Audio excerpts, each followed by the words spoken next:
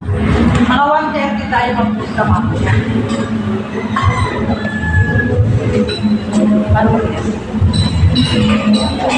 Ang bigat ko lang ito. May makuha na ng May mga kilo kasi. ikaw, huwag kang masyado hindi pa yung bagay sa'yo na.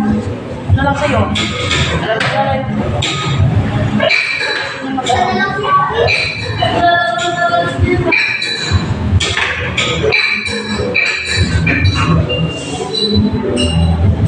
Mabigat ito.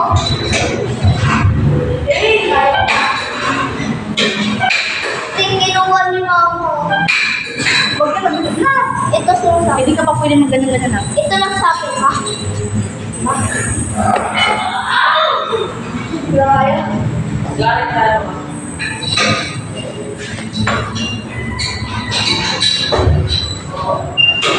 Ah,